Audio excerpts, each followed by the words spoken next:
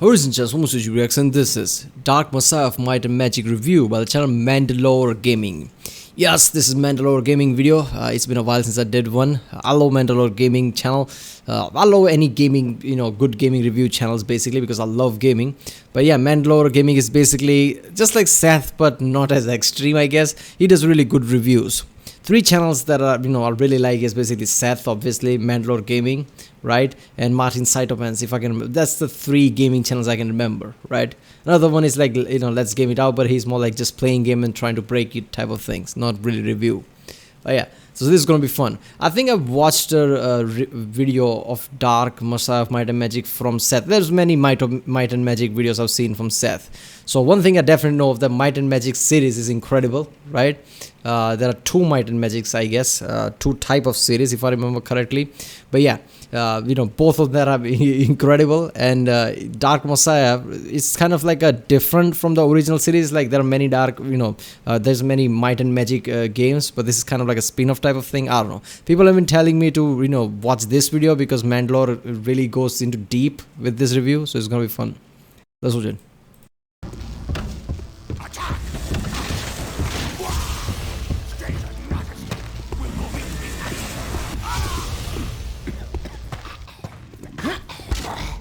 Damn, it's like a movie scene or something. Trying to fight, running away, fight.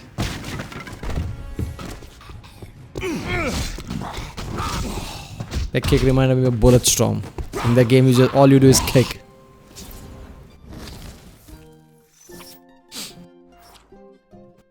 Dark Messiah is a Source Engine action RPG. That makes this the second time I've done a video on something in that category. But where I felt like it was a mod of Half-Life 2, this is a game in its own right, with a decent level of polish to it. It was developed by Arcane Studios, who are probably better known today for doing the Dishonored series. Story-wise, the game takes place in the rebooted Might and Magic series. But don't let that put you off. This game is basically a standalone. I don't remember what happened in those other games, but I could follow this one easily.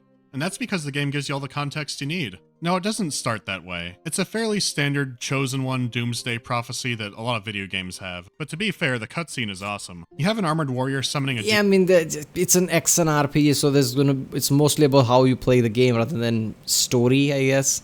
Demon, or maybe a discontinued Games Workshop figure. A vague prophecy didn't get my attention. This did. Last daughter of a forlorn line shall guide him into history.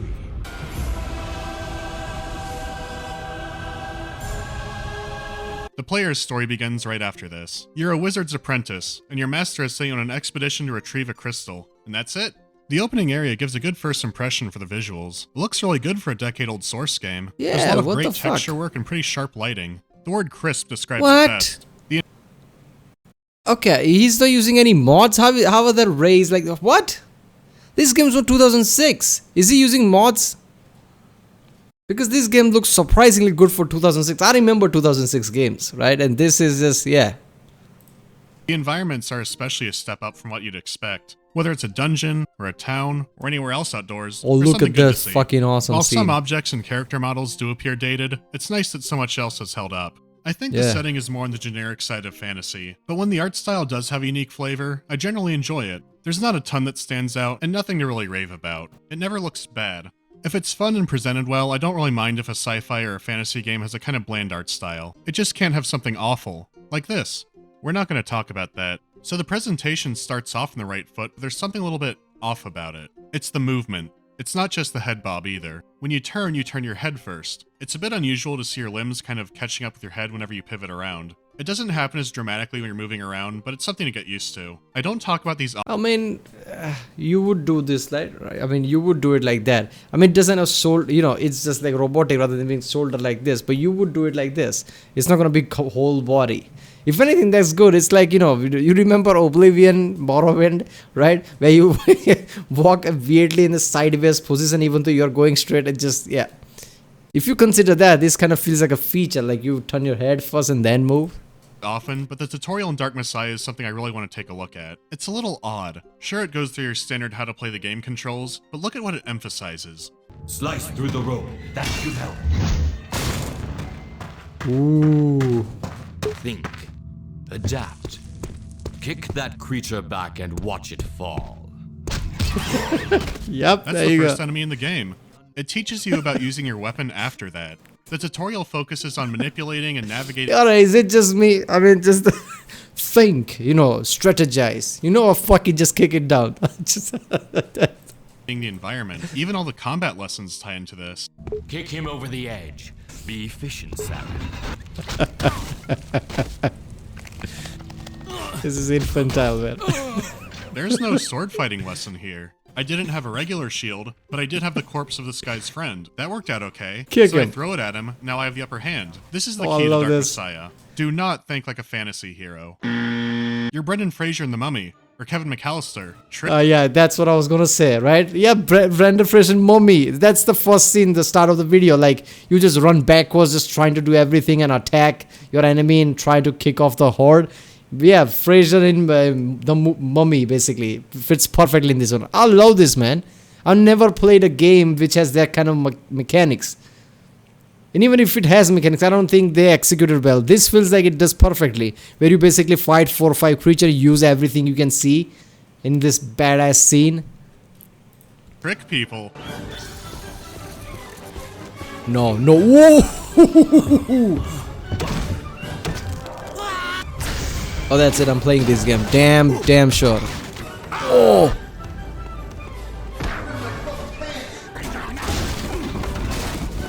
You guys give up, or you're thirsty for more? I love this game. Holy shit. I might have gotten a little ahead of myself, so let me take it from the top. The real story kicks off when you return to your master. He wants you to take the crystal you found to a wizard in the city. He doesn't send you alone. He summons a spirit named Xana and implants her inside of your head to accompany you. As far as story progression goes, the game Wait a minute. Oh, for fuck's sake. I remember now. I remember Seth's video. It's the... some things about, Bible verse and something. I remember that, right? Where the story basically, she... Oh, this is just fucked up. I mean, it says Dark Messiah of Might and Magic. But the game, all this game mechanic and all the story being weird like that, oh, this is gonna be very good. linear. No matter what, you'll go through all the levels in a certain sequence. The story itself is kind of hard to talk about without getting into spoilers, but I'll get into it a little bit for now. The main character is named Sereth, and he's remarkably bland. I'm not entirely sure why, but he reminds me of Keanu Reeves in the Dracula movie. That's John Wick right there. An ancestor? I see a resemblance. I have a letter of introduction. Let me see it then. The overall plot of find an artifact before the bad man does isn't exactly new. I also think some elements are poorly paced, and this makes some reveals really underwhelming. There are some pretty unique elements here, but nothing I can touch on yet. So let's get into the gameplay. When you complete objectives, you earn skill points, and you have a lot of options. Your skills are divided up into 3 main categories of combat, magic, and miscellaneous. Each of these has sub-branches, and some skills have ranks to them. If you like using bows, this game might not be for you. Look at all these melee combat skills you can get. Pretty impressive. What about archery? I'm not really feeling this. To start off with, the magic in this game is really fun. It's hard to compare having an arrow to having a fireball. The game also has a lot of fighting in cramped hallways. It's not constant, but if you made a ranged build, you might be in Okay, trouble. why is it bad? I was playing the second hardest difficulty, which gives the enemies more feels health fine. and damage, and a bow is terrible for that. Even on Oh, normal, okay. enemies can close the gap fast, like this guy. Damn. Not a good time to have a bow. I don't You recommend can't it. snipe from distance? You could also try investing in a stealth tree. How sneaky you're being is indicated by the circle being filled up with white, but I don't really understand it. I didn't move any faster here and no one turned around, but now I'm spotted. You can still play as a fun stealth character. Just be aware that the system is a little bit glitchy. Some of the people who made the Thief games worked on Dark Messiah, but don't go in expecting Thief. Ah, okay. When it comes to melee weapons, you have a pretty Thief good variety. people, the developers who created Thief basically, was part of this, so okay, that makes sense. I was just about to say, like, is it going to be like Far Cry 2, where you can't fucking stealth at all? Somehow everybody will discover you like that? But no, apparently people from Thief worked at it, so I guess there's going to be some good mechanic. Swords, staffs, axes, hammers, it's all there. You start unlocking special attacks the more points you put in your melee tree. You can combine these with other attacks, like stunning an enemy and then disarming them. No matter what weapon you're using, the melee combat feels excellent. You That can't was good. easily spam clicks at enemies because they'll just parry you. You have to time power attacks to break through them. The enemies also have pretty high health and damage output, so fighting them feels meaningful. It can only take Damn, a few okay. hits to kill you. Unfortunately, like the stealth, it's also kind of glitchy, though I kind of wonder if it's just a poor implementation of their combat system. Power attacks are supposed to break parries and do damage, so like here, I hold my shield up to block his attack, but it does damage anyways. So did he just glitch through? Or is that working as intended but there's no stumbling animation or something like that? I hope that, there is a certain percentage chance that even if you block, like certain percentage means that it's gonna go through the damage, just implying the shield doesn't cover your entire body, right? And even though you try to block, he just attacked you like in the leg or whatever part is exposed. I hope there's a function like that. Like, I'm pretty sure they can't be targeting limb system in 2006 like that. So they just added some percentage system, like, 69 or I guess 68, 69, 70% chance that it will block, but there's a 30% chance it might not block. Or even if it's not, I'm just going to think it like that, like Bethesda mentality, right? It's not a bug, it's a feature. Like that. I don't know, but either way, it looks like it's broken. So even though I love the melee combat, it's not reliable, at least when playing defensively. But remember the tutorial. Think. Adapt. You So like could have Kingdom an Come? honorable sword fight, but that's dangerous. The enemies are tough, and there's a better way. Compare this to this. Oh, That damn. was easy. The environment is full of things you could use to your advantage. Dark Messiah is a giant bar fight across the realm, and viewing it any other way will get you killed pretty quickly. You can use melee to position your enemies into a trap. What was that? Just right there. Don't try to run. Oh, you are kidding me. Move, buddy.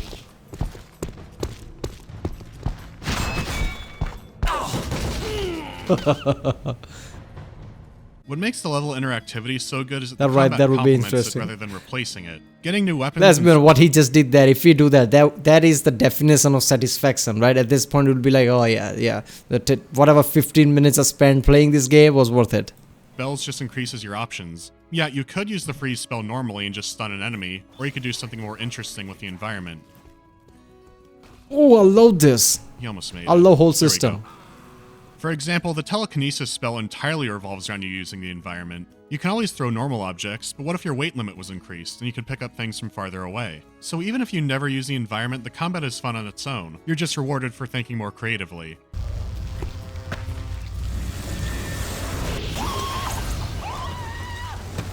Let's look at that fight I showed in the beginning. I mean, this makes Skyrim's combat system look like a joke, right? I mean, look at that. I mean, you want to use magic in this one. In Skyrim, why the fuck would you use magic? Build a Daedric armor, all the fucking enchantment, and you're basically walking guard. Your bow does more damage than all your spells would do for next 15 minutes or whatever in one shot. In this one, you want to use magic, like, you know, definitely snow spell or whatever, to make sure people slip down. The enemies are also kicking barrels at me, but one isn't a very good shot. But if we go back a bit, you'll notice there's an oil jar in the ledge. That'll come in handy later. I'm only using zippity zaps as the bad man chases me up the stairs, but then I throw a barrel down. I could have ignored it and just kept using magic, but it was something I could use to my advantage. When I start pushing the enemies back down the stairs, I'm using a combat staff. But it's also a bit of a flaming tiki torch. So I kick the orc to where the oil jar got broken in the fighting. There are also reinforcements coming up the stairs. And now this man is laying in the oil pile, so he'll make a nice barricade. If you use indirect methods or stick to nothing but direct combat, either way you build up an adrenaline meter. When that fills up, you can insta-kill with melee weapons. Oh.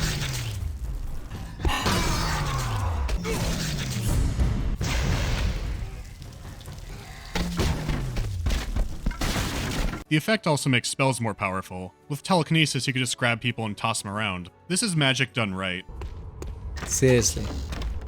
Looking around for advantages isn't just limited to combat either. Health potions, mana potions, and food all need to be found. There's no store inventories or shops or anything like that. Same goes for new armor and weapons. If you're someone who likes finding secrets in games, this is for you. Dark Messiah is chock full of secret areas. I'm not even sure if someone's made a complete record of all of them. There's just so many. They're really good secrets too. You can find pretty powerful items in these areas. I might not like ranged builds, but an endless quiver of arrows is pretty useful. Sometimes you straight up get extra skill points for finding an area. No matter what your build, that's kind of an incentive to poke around a little. There's even a dedicated skill that will highlight some secret switches when you're standing still.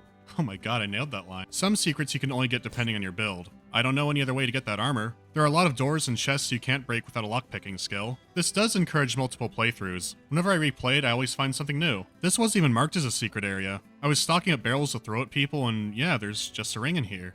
Neat. You even get a rope bow that lets you climb up to other areas. That's pretty cool. No.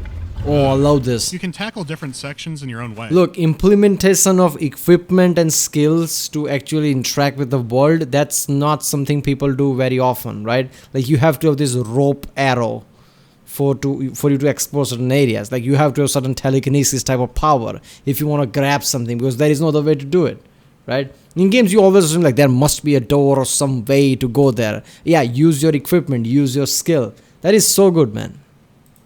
If you're playing a stealth character, you can try pickpocketing keys to get by. Yeah, you gotta grab the physical key. That's an odd cargo they have in these cages. I wonder what would happen if they got loose. Or you could start a goblin revolution instead. It's all up to you. Now, this all sounds great, but this game has some problems. As far as gameplay goes, I think the health system has the most issues. You can carry 20 health and mana potions, but there's also a dedicated healing skill you can unlock, or just use a health regen skill. Your health doesn't regenerate naturally, but your magic does, and there's the problem. With the exception of full health potions and food barely restore your health. And like I said before, you die fast. You can barely get your health bar back on its feet before watching it drop again. Most spells need to be equipped like a weapon to use them, but not the heal skill. You just stand there and press a hotkey, up it goes. You'll run out of healing items fast because enemies can chunk you so hard with each hit, so I ended up using this skill a lot in fights. I guess first of all, they intended like, how can you eat something and just get healed up fast, right? So they just, I don't know if it's bug or not, but that could be the reason anything like potion or something doesn't work that better. Skills, I mean, they just assume like you're not in combat. You're just resting in your place or somewhere and you're just healing yourself or something, just for immersion's sake. I don't know.